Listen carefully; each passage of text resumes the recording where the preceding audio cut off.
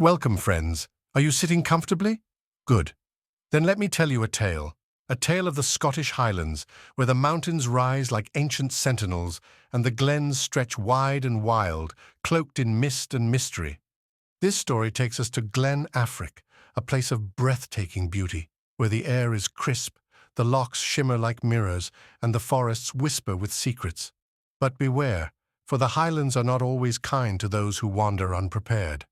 This is a story of a group of walkers, a blizzard, and a dark stranger who may not have been of this world. It was the 1980s, a time when the Highlands were still remote, untouched by the conveniences of modern technology. A group of friends, 4 men and 3 women, had set out on a walking holiday, eager to explore the rugged beauty of Glen Affric. They were experienced walkers, or so they thought, and had planned their route carefully. The day had started well, with clear skies and a cool breeze.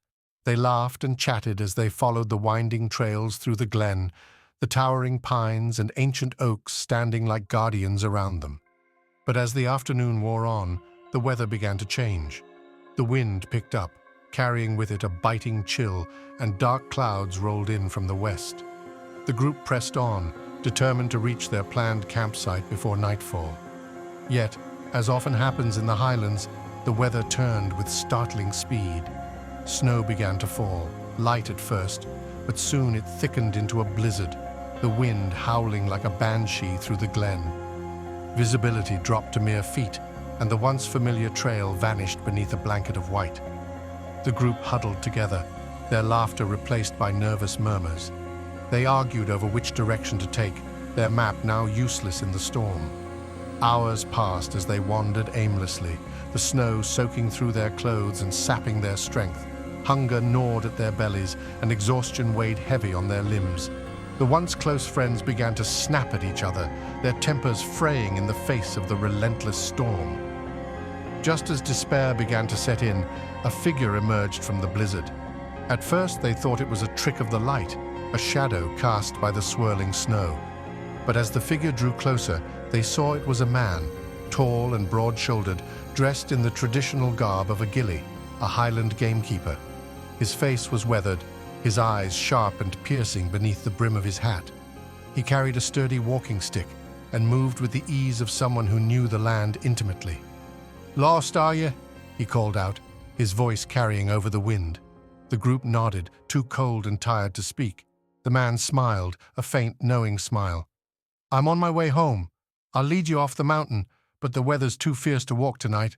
Best you set up camp here and wait for the storm to pass."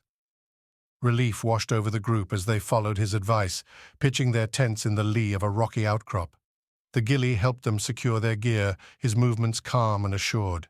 As they climbed into their tents, the wind howled around them and the snow continued to fall. Exhaustion claimed them quickly, and one by one they drifted into a deep, dreamless sleep.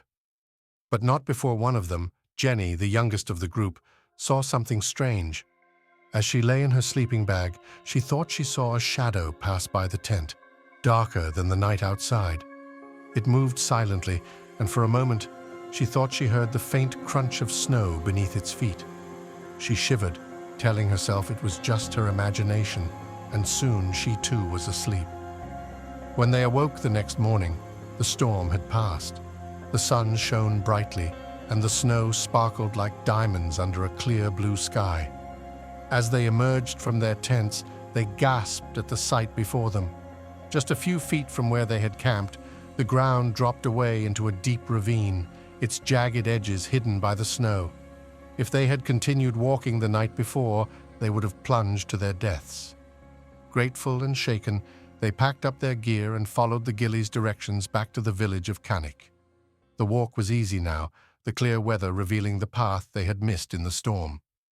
When they reached their hotel, the staff greeted them with relief and concern. The group had been reported missing, and a search party was being organized.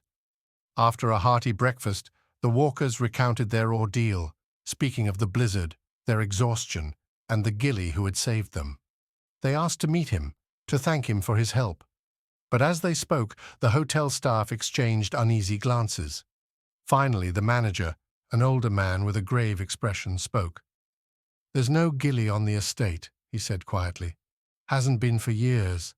The last Gillie died on the mountain. Fell into a ravine on a night much like the one you describe. That was 20 years ago.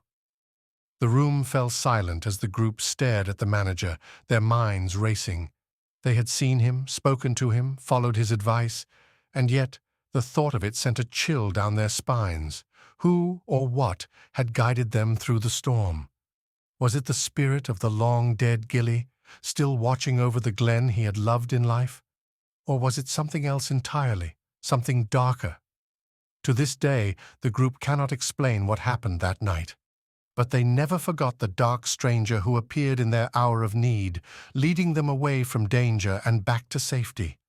And if you ever find yourself lost in the Highlands, with the wind howling and the snow falling thick, keep an eye out for the Gillie. He may just be watching, waiting to guide you home, or to something else entirely. Thank you for watching. If you enjoyed this video, don't forget to like, comment, and subscribe for more.